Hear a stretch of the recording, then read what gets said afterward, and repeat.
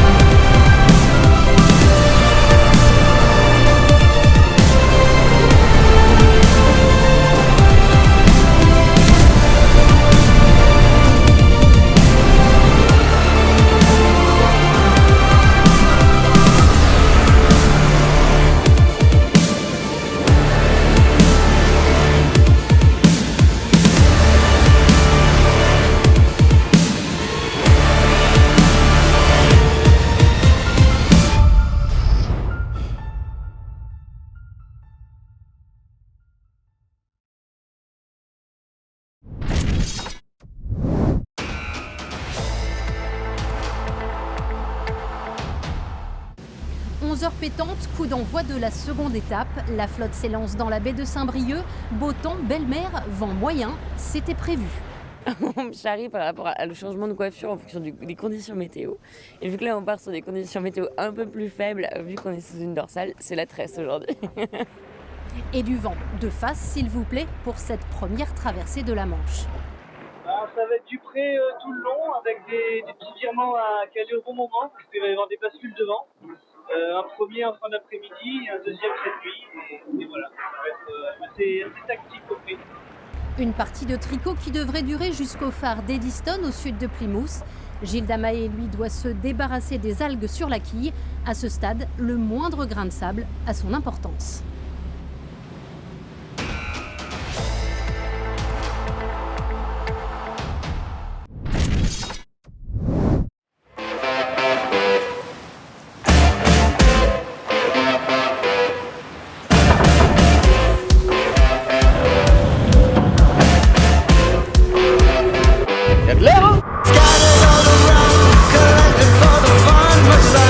Wanna get more, need my house, my plane, my car, oh no.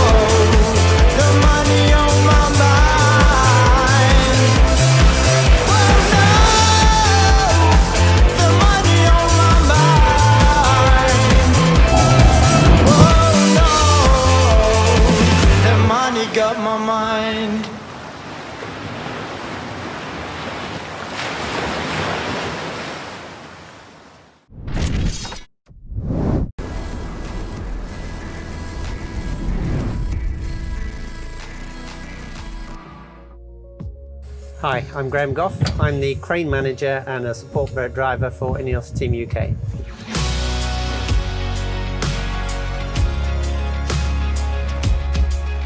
I was 10 when I got into sailing, and no one in my family sailed. It was just me when I just had a passion for boats, and then I had a passion for racing.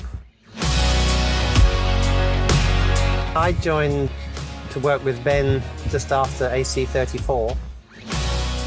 My main job is to run the lifting operations, so I do the planning for them, work out whether the pier is going to take the weight of the crane, how much radius we need to launch the boat, the lifting gear we need. So I get involved with working out all those little issues in association with other people, because I might know how to lift the boat, but they'll know how we can attach the lifting slings to the boat. So it's a team sort of operation. And then the other side of my job is that I also work on the water. I drive Chase 4, which is like the Formula 1 pit wall. So we have the engineers on the boat and they're in constant touch with the boat. And my job is just to position the boat such that we can look at sails, look at foils, look at how things are working. You are responsible for the safety of the boat, the safety of the people, but also if you do something wrong and you damage the boat, there's all the downtime. So it's that responsibility that weighs on you. You don't think about the value of the boat, you just think of the downside if you do something wrong.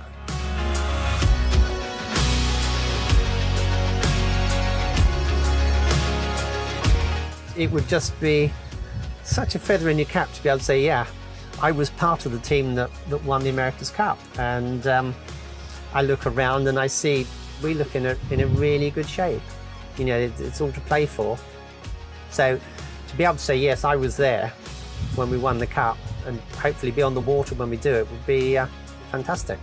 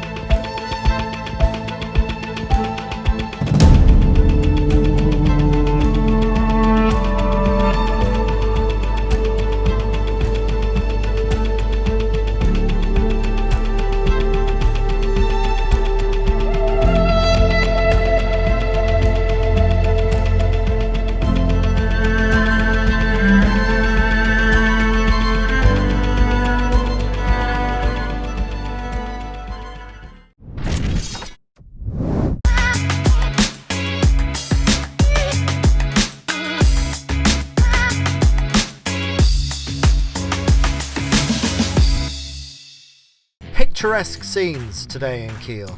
A stormy low moved over the Kiel fjord and brought good wind and dramatic clouds. Going into two pivotal races in the J70 class, 3 Hamburg teams from the Norddeutscher Regattaverein held the top positions. Klaas Lehmann's team in first, followed by the crew of Michael Grau and Karsten Kemling's team in third. But race 1 was initially dominated by another team. Johanna Meyer from the Academic Sailing Club of Warnemünde took the lead on the first cross and capitalised on that early advantage to round the windward mark ahead of this competitive fleet. However, Meyer came under constant pressure from the 3 Hamburg teams for the entire race. Michael Grau in particular attacked for the lead again and again, with Meyer putting up a strong defence for a long time. The decisive move came on the final downwind leg. More pressure on the right hand side of the course enabled Grau and his team to sneak past Meyer and take the victory. Johanna Meyer and her team came in second place. Klaas Lehmann secured third place after 2 penalty circles at the start, but still maintained a 2-point lead going into the final race. All eyes were focused on the duel between Lehmann and Grau, with Grau needing to put another boat between himself and Lehmann's team if he was to win the Kieler Woche. But then a 3-way battle developed as Carsten Kemling and his team were also among the front runners. At the very front, the Dutch team with helmsman Martin Jammen-Schmidt sailed a spirited race. Holding the lead from early on, the Dutchman enjoyed an unchallenged victory in the final race, which earned him 5th place in the overall standings. Speaking in the morning, the Dutchman had been very optimistic going into the final day. We know how to handle the boat. I think we feel very confident in hard winds. We were hoping when we got here to be top 10. I said to the crew, no, that's not enough. We want to do top 5. And there we are. So let's hope that we can keep that today. Klaas Lehmann and team sailed superbly and stayed on the heels of Grau's J70 for most of the race. But then, the decisive moment on the final downwind just before the finish line. On the last jibe of the regatta after 11 races sailed, a rare moment of disaster on board Lehmann's J70. The jibe failed completely and Michael Grau was able to slip past Lehmann. To make things worse, Herbert Mackenbrock from the Hildhuber Sailing Club pushed ahead. Michael Grau won the Kieler Woche by the most slender of margins, and the team celebrated with unbridled joy. Today marked the conclusion of the first half of Kieler Woche. Tomorrow there will be a change of beds, and from Thursday onwards the Olympic classes will race in Kiel, with some of the world's greatest sailors keen to get back to top flight competition.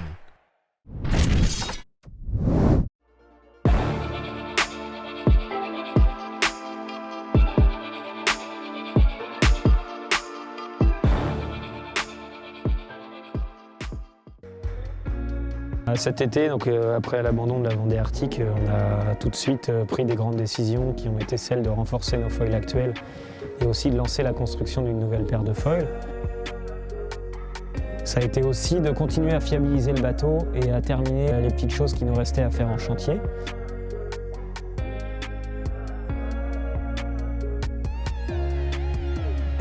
Ces bateaux-là, ils sont en perpétuel développement. Donc un chantier qui a duré quasiment 4 semaines. En attendant, j'ai décidé de me retirer un petit peu de toute cette phase de chantier et de prendre du temps pour moi, pour me ressourcer.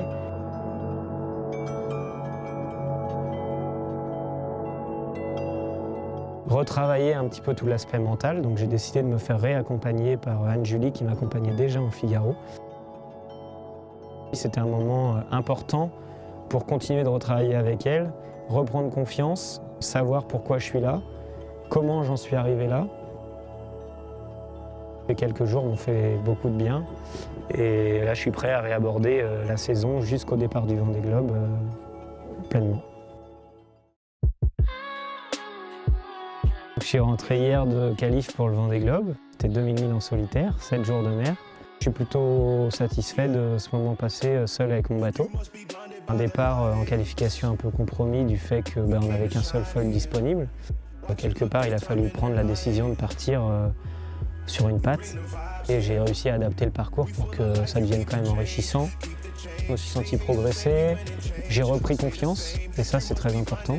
Finalement, ce passage obligé de 2000 milles de qualification, ça a été plutôt bénéfique pour moi, mais aussi pour mon équipe, mes partenaires et pour le bateau.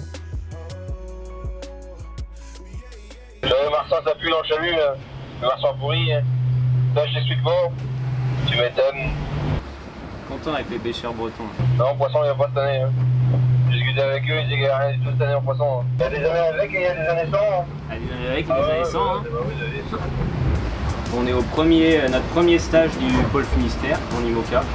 On a pas mal de nos concurrents qui sont présents. Enfin une première confrontation dans des super belles conditions avec nos 2 foils. Et moi je suis super content d'être sur l'eau.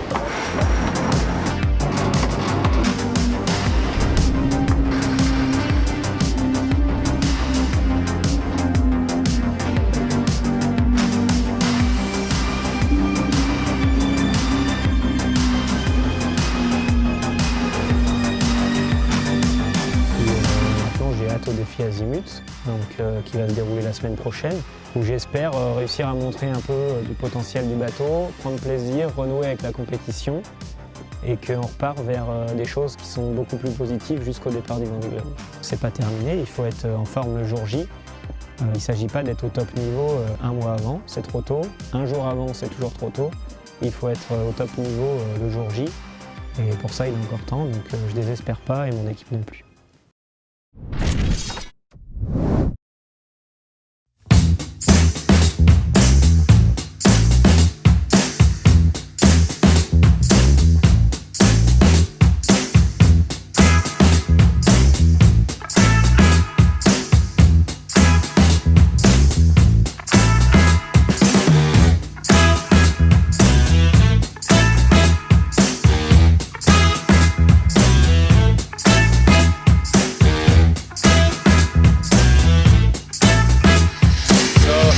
Third day of the European Championship. It was again a tricky day. Last 3 days already there was a lot of shifty winds. So today it was from another direction, again shifty. I had to bullet. I'm really happy about it because I think it's very hard to do it in this kind of wind. So with this probably I will go up in the ranking. So it was a good day for me.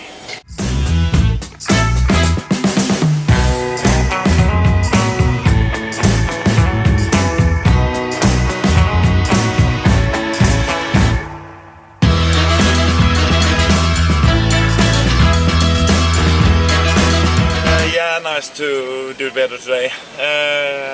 Off to a not great start, but it's been really tricky.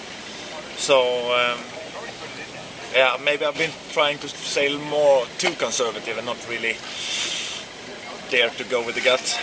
Did that more today and it paid off. But really tricky today again. So you're lucky to survive the day.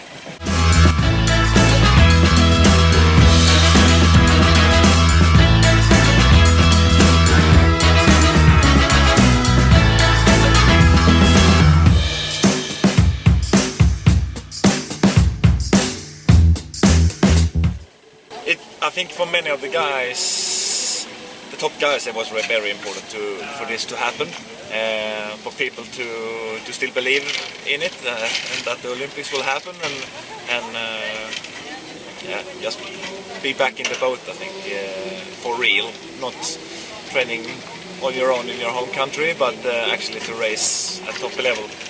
So I'm super happy for that, and I think many people did a great job pulling this together to really make it happen. And Poland here is doing a great job of hosting us.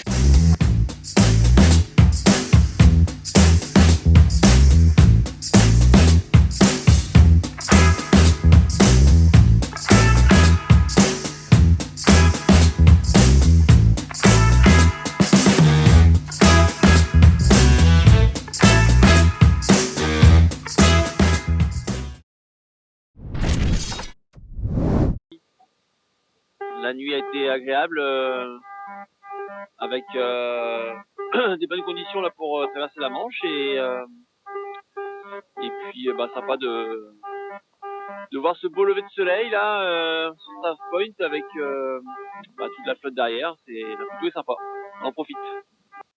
Pour l'instant j'ai pris un peu le vent qu'il y avait, c'est pas évident parce qu'on a un vent assez faible avec pas mal de rotation, donc j'essaie d'avancer avec le meilleur bord et puis voilà, et le courant qui va se renverser aussi, donc c'est voir la meilleure route et puis surveiller un peu ce que font les petits camarades, c'est pas simple. Voilà, donc écoute, pour l'instant il n'y a pas une stratégie complètement figée.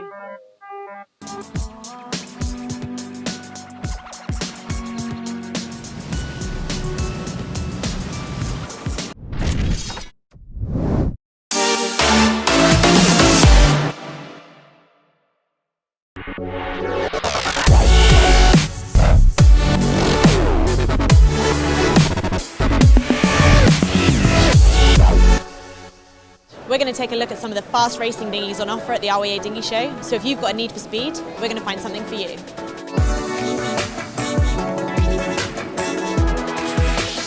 So I'm here with Andy from the International 14 Class Association.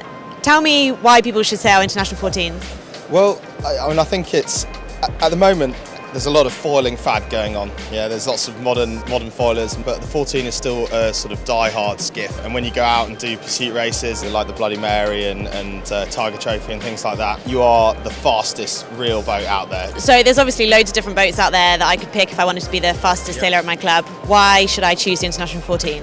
Well, I think partly because it's a double-hander, so you're sailing with your mate, so there's always a lot of fun experiences. Your big capsizes, top boat speeds, hitting 25 plus knots. The double-handed aspect's one of the main reasons, because you can then experience it with someone. Perfect. And how much would I need to spend if I wanted to jump into a 14 now? I know that there's a bit of a difference in price. Our boat's a pretty old boat. We were third at the Euros this year. And we picked it up for sort of a little under 10 grand, and that was right front of the fleet boat. And you can pick up some older designs from that, which you can pick them up for very little money now. But you can also now, Ovington are producing this sort of one design type Beaker 6, which is just won the Worlds this year in Perth. Well, you can buy a full boat package for 25k, which is kind of comparable levels to your 49er. Or you can buy just the hull only for £12,000, and then you can add your own rig and your own foils to suit whatever your sort of weight is and your background of sailing is. Brilliant. And what would you say the top speed that a 14 can reach? I think the Worlds this year in Perth, I think there was 26.5. So it's pretty fast then? Pretty fast, yeah. Especially when you're that close to the water? Yeah, it's pretty fast, especially when you occasionally might do a pitch pole. So I'm here with Duncan, and he's going to tell us a little bit more about the Wasp. Morning. The Wasp, one design foiler, relatively cheap. It's about £11,000. It's got retractable foils. It's kind of like a detuned Moth, so it's simplified, but the real beauty of it is it's one design, so they're all exactly the same. And how hard do I have to hike upwind? The harder you hike, the faster you go. I thought you were going to say that. Do you know the top speed of this boat downwind? At the moment, my top speed is about 22, but there are people in New Zealand who have clocked it at 27. Okay, so pretty fast then. Yeah, you're going to hold on. So what is it that sets the Wasp aside from all the other boats here at the Dinghy Show? The most obvious thing really is the foils, okay? So it's on hydrofoils, it pops up out of the water. So when you're sailing it and you're sitting here on the tramp, you're going to be a metre and a half out of the water. And when you look at the foils, there's going to be about that much of the foils still in the water. So with that little amount of contact with the water, the drag reduces, so the boat will actually go significantly quicker. So we've been looking at how do I become the fastest sailor in my club. Do you think that if someone bought a Wasp, they'd guarantee to be the fastest? This is pretty quick. I mean, for an average club sailor, this is going to keep everybody pretty excited. So in terms of the level of sailor that you have to be to jump into a Wasp, do you have to be an expert already? No. We have 13, 14-year-old sailors stepping out of Oppies straight into these with a smaller rig and picking up instantly. Some of the best sailors that have come into the Wasps have come from 29ers, crews, understanding that balance and trim side of things. You don't need to be an expert. If you can sail on a straight line and keep the boat flat, then you'll be fine. Brilliant. Thank you very much. I'm here with Jamie, who is a Musto skiff sailor, and he's going to tell us what's great about the Musto skiff. Yeah, afternoon. I've been in the skiff since 2009, and I've had a really good time with that boat over the course of that time. Like the first 2 years, I spent a lot of time learning how to sail it. On my own at Gdtnia Water, I got a few guys to come and join me, ended up with 15 boats on a fast learning curve. There's obviously a whole bunch of boats you could buy if you were interested in being the fastest sailor in your sailing club. What is it that makes the Musto skiff the perfect choice? The combination of fun, reliability of build, proximity. Well, I guess my friends are involved with it as well, definitely helps. And there's lots of boats out there to choose from, but it's just about finding the right one for you, challenging yourself to get to the top of that fleet if you can. And how much would one of these cost? I think you're looking about maybe £13,000 for a new one thereabouts. But you can. I met a guy yesterday who bought one of the first ones for £2.5 grand. So, and because the boat's so well put together, they don't tend to degrade too much over that time. They're still competitive. You get boats that are 10 years old winning nationals, for example.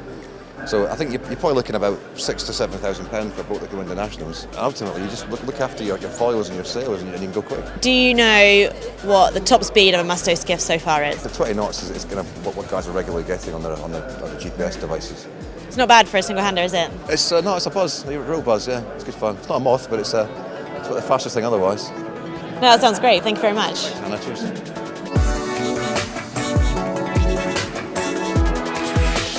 I'm here with Justin from the GP14 Class Association. So just tell us a little bit about the boat we've got here. So what we've got here is a GP14. Technically, if you've got this old boat here, which is 70-year-old, if you had this boat, put some modern fittings on it, put some new sails on it, it technically should be as fast as a brand new boat. Our World Championship was won by a 15-year-old boat, I believe, 15, 16-year-old boat this year. So it's again, it's a testament to sort of you don't have to spend a fortune on a brand new boat to be competitive. Amazing. And so how much should a new GP14 or a second-hand GP14 set you back? So you can get on the water sailing £500 as cheap as, with trailers and sails and all sorts. Aside from that, if you want to be a brand new boat, probably 14 to 15,000. My boat, which I sailed competitively, I think I paid £4,000 for it, and I've got some decent sails on it. So for that kind of investment, you can sail, in the Gold Fleet, at top level. Oh, great. And there's obviously a lot of boats quite similar to this on the market. What is it that you think sets the GP14s apart from the rest? I think it's got to be the community probably around the boat itself as well. So as an association, we do as much as we can to give as much value to someone who buys these boats in terms of helping people with restoring old ones like this. There's so much advice available that we all get together, and then you might start off wanting to cruise, but if you might want to start getting into the racing, we've got one of the best and most competitive racing fleets out there, which travel all over the country and internationally as well. I mean, our next World Championships coming up is going to be in Sri Lanka. We were in Barbados a few years back, so we are getting around, and it does make the class a bit more intriguing as well. Brilliant. Well, I might have to get myself to Sri Lanka for the next Worlds.